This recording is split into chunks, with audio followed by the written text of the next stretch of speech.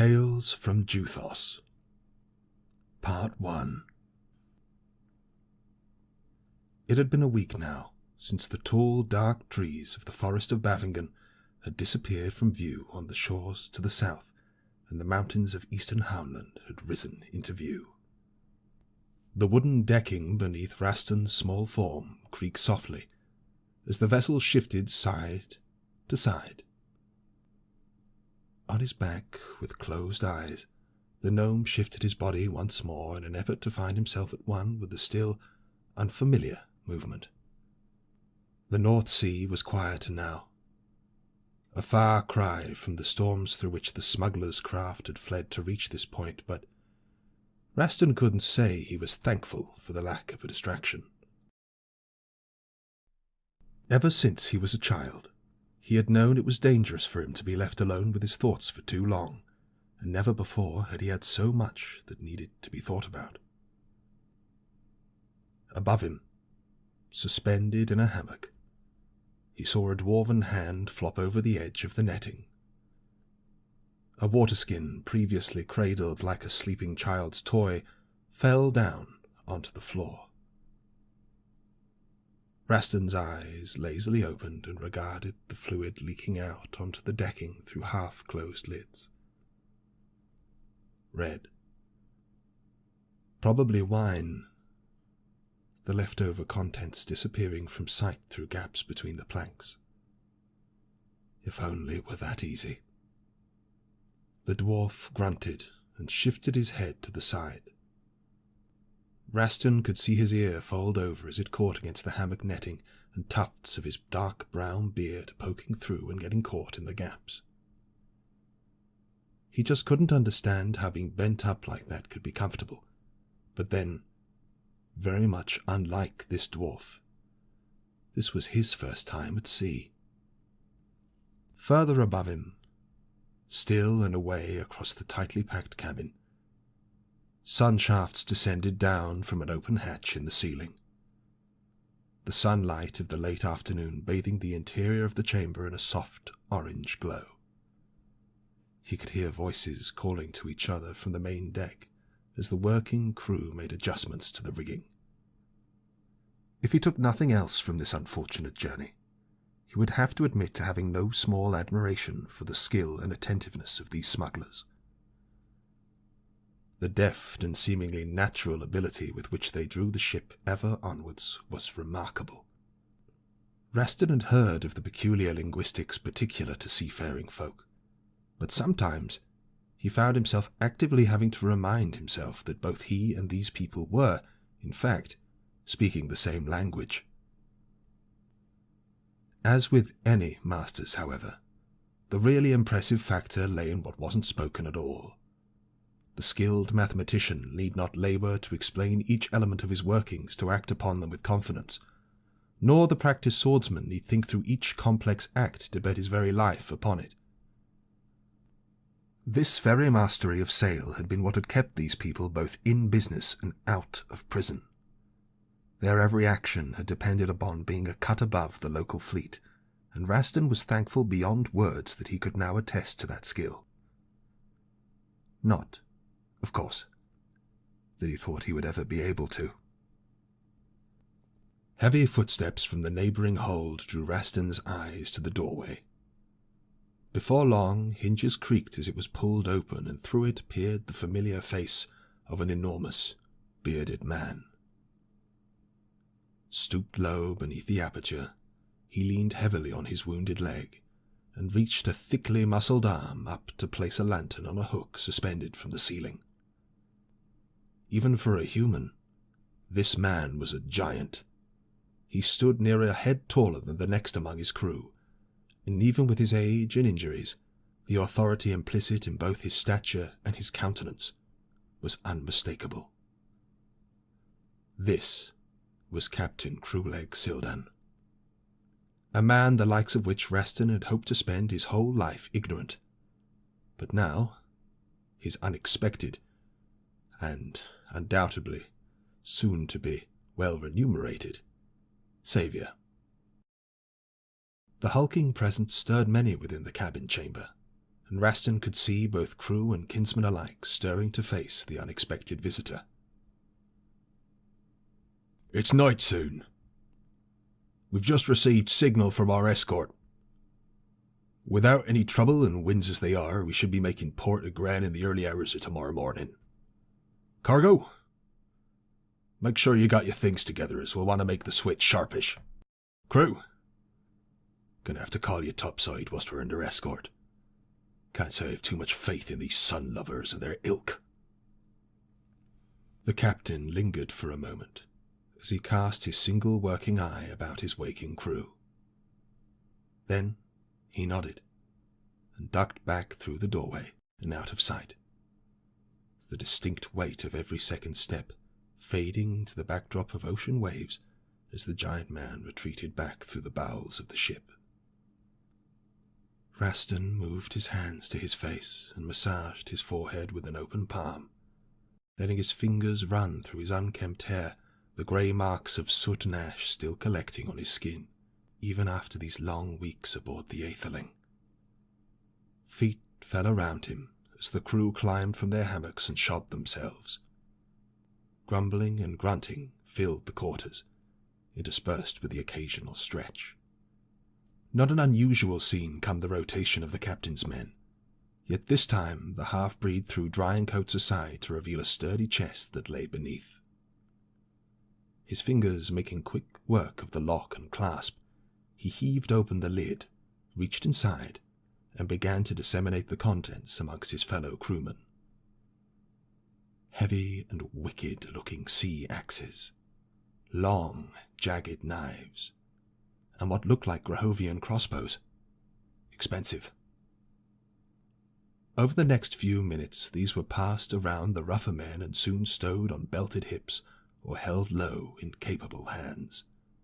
A coarse joke shared between steel-eyed men, and a growing tension born from a mutual and bleak understanding.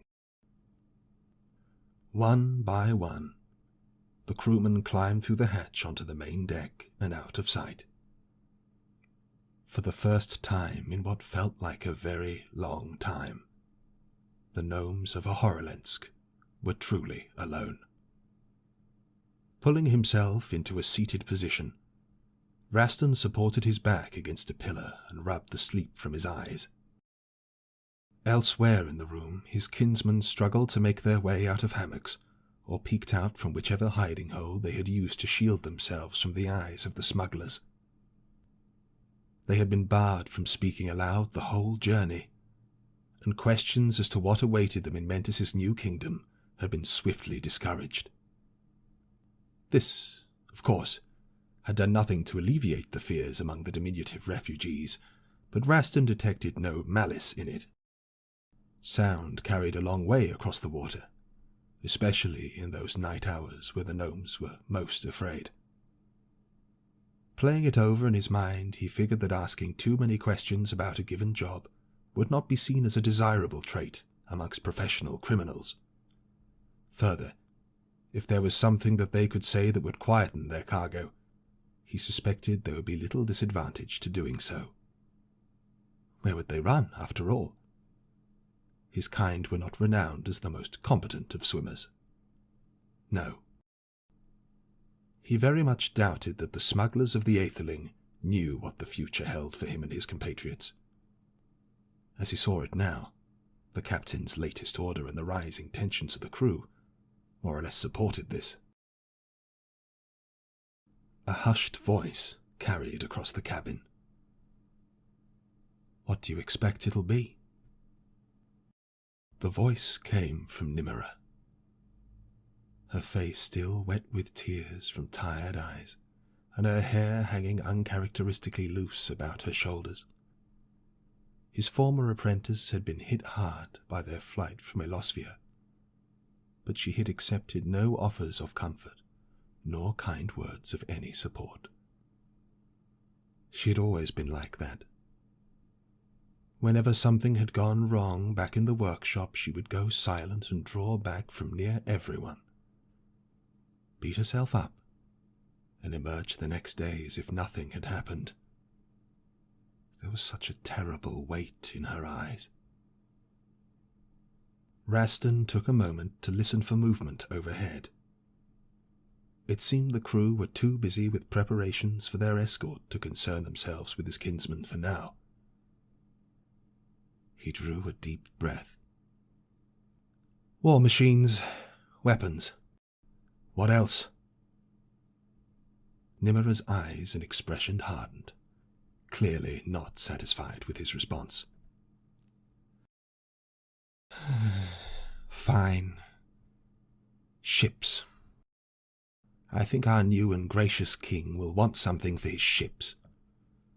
Now the bastard Griffin Knight has taken Horelensk, the EFU will need to consolidate their control over the Northern Sea before they move on Losfeld. That means our liege will have to account for a war-ready navy moving westward. When the merchants of the Heartland fall, I doubt the Federation are going to strip their fleet down and build schools out of them. Mantis will have to have an answer for them. Nimra was nodding. Like Raston himself, he suspected she needed something new to focus on. But what of the Council? I suspect the tree folk like their forests a little too much to start building war vessels out of them, my dear. No. Bafingen will wait for its enemies to come to them, same as it always has. Nimra fell silent, the dark green of her eyes falling and her brow creasing inwards. Her pupils flickered to and fro, as if reading something that only she could see. Raston took a moment and considered his approach.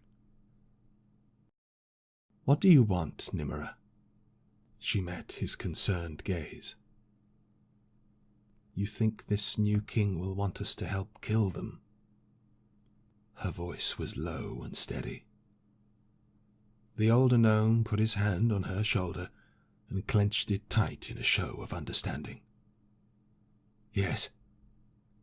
Of that I have no doubt. I want to kill them, she said, her eyes hard and unblinking. For the first time in what felt like a long, long time, Raston cracked a small, yet so proud smile. I know you do. We all do. We're going to hurt them, Nimra. Natix wills it. Tears rolled down his former apprentice's face once more. She clasped his shoulder in return, and for the briefest of moments returned his smile. Natix wills it, she responded, her voice cracking. Elsewhere in the cabin, the other gnomes crawled together and sat speaking in similarly hushed tones. Some were holding each other, others deep in thought. Here and there attention was being paid to injuries attained in the hurried flight a month prior. A sorry sight, to be sure, but these were her Horelensk gnomes. Beneath all the grieving, the fear, and the oppressive air of a terrible uncertainty, Raston could recognize an iron determination swelling. Clenched fists, eyes fixed on the ground, great minds working on the comfort of revenge. Each gnome in this room had previously been an engineer in one of the capital's great workshops. When the Union had invaded, all of their efforts had been turned to war. Yet, they were unprepared. The formation of the EFU was too fast, too unexpected. Many of the engineers' greatest creations lay unfinished in their frames when the time came to flee for the coast. Creations that were doubtless even now being worked upon by whatever traitors the Union could gather to their banner. But it didn't matter. A greatest creation only remained as such until a gnome of Horelensk moved on to his next. and if their new patron could be persuaded to give Rastin the tools and supplies he needed, well, he had so many new ideas. A commotion stirred on the top deck, causing the assembled refugees to fall into a hurried silence. Somewhere to the north, a bell rang out across the water, followed by a long blast from a horn. Moments later, from somewhere to the south, another bell and horn matched the signal. Rastin could hear the captain call out from his position at the Aetherling's helm for the crew to let loose the sails and slow the ship down to allow these newcomers to match their pace. As tension on the twin masts was relaxed, a deep groan ran through the timbers of the ship, and then silence. Nothing but the occasional movement above as a crewman shifted in his position, and the gentle lapsing of calm waves. Balancing himself against his pillar, Rastin could feel the eyes of his kinsman upon him as he crept slowly towards a series of crates set near a closed porthole in the wall. Clambering up and struggling to keep his balance with the rolling of the ship, tentative fingers made their way towards the brass clasp that would allow him to swing the cover open. He paused for a moment and turned, meeting each of the eyes in the chamber in turn for objection. Receiving none, he turned back towards the wall and gently unlatched the cover. Peeking through, it took a moment for his large eyes to adjust to the bright orange-yellow light of the still setting sun. And then he saw it. Great sails resplendent with the crowned half-sun, a symbol of both dedication to Cetis and Mentis' now royal house. Even from this distance, Rastin was able to make out the unmistakable gleam of armour moving about the deck of this vessel, decorated yellow and gold with paint along the bulwarks.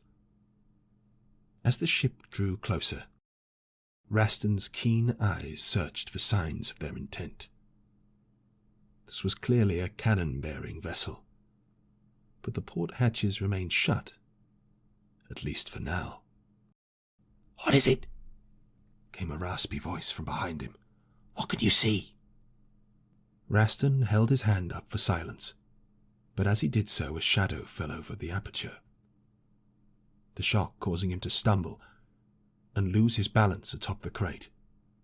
His arms flailed to try and regain his posture or to chance upon something that may help to steady himself. Yet the gnome was not known for his sure-footedness, nor his sea legs. He fell heavily with a loud thud, and his kinsman rushed to help him. Yet bizarrely, no shout nor cry of reprimand was to be heard from the top deck, though they had doubtless heard it. There were no footsteps outside marching to investigate, just a pregnant silence that seemed to linger on forever. Rastin panted heavily, trying to regain his breath after being winded from the fall, friendly hands supporting him and checking him over for any cuts or bruises, hushed voices asking what it was that he had seen. Then, a crash, loud, heavy, from somewhere near to the beam betwixt the masts on deck. The gnomes could hear cries of shock from the crew and the clatter of weaponry being held at the ready.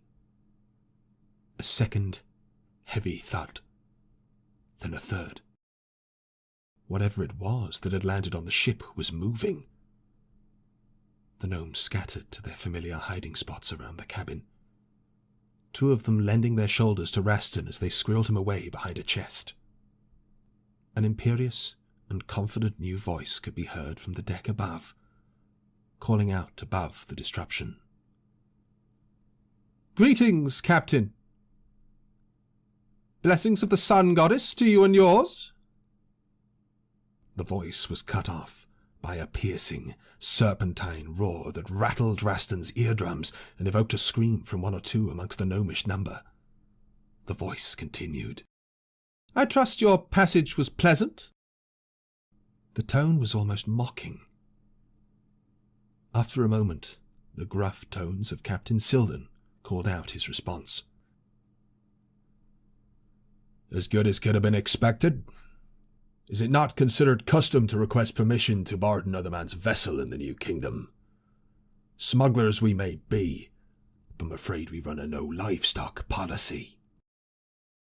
"Very droll. However, I'm sure you can recognize the need for insurance when dealing with men of your persuasion. How am I to know the heretics didn't beat our price?" "Good faith. How is a simple man like I to know that you'll uphold our deal? A man's word is only as good as he can deliver in my circles, and I always deliver." "Faith, how quaint. I trust you have no issue with me meeting our dear new friends?" There was a long and considered silence. "That creature of yours looks quite expensive. Have to say I'm impressed. Used to know another man with one of them." "I'm terribly sorry. That sounded almost like you were trying to make a threat." The voice was laced with poison. "That it is. But I'm sure we can keep things cordial between us." The new voice laughed. "I will never grow tired of the gall of you heretics. Show me the gnomes." "Tyrell! Reinald! Bring one up!" Silden's voice boomed out across the deck. "Aye, Captain," came the response. As Raston tried to brush the two others off him, the familiar voice of Nimera, shaking somewhat, announced her intent to those assembled below the deck. "I'll do it. Don't worry." "How'd it go?" Raston watched as his former apprentice batted aside a few hands as they tried to stop her small form from stepping out into the open. Her expression resolute, her eyes finding his own as the hatch opened again in the ceiling and thick dwarven legs began to descend the ladder. Raston nodded to her, crossing his fingers in the sign of the great mechanical. She smiled faintly back, and for a moment her red hair was cast in an aura of radiant light, a red halo silhouetting all but those deep green and fiercely intelligent eyes. The dwarf steadied himself on the floor as his companion finished the descent into the cabin. "So, I guess you heard what's going on? You're to be the volunteer, are you?" "So it is." The dwarf stepped aside to allow Nimera past. His companion, a short-haired human, ready to help her in her ascent. As she approached, he simply said, "We've done our part. Now don't screw this up for us, you hear?" Nimera didn't respond. Rejecting his offered hand, she reached up her small arms and began to struggle her way up the ladder. Within a minute, she paused before the hatch, took a deep breath, and then pulled herself through. "A representative of our new liege, I assume? Pray tell, what need have the servants of Great Kettis for our labours? We are eager to begin our toils."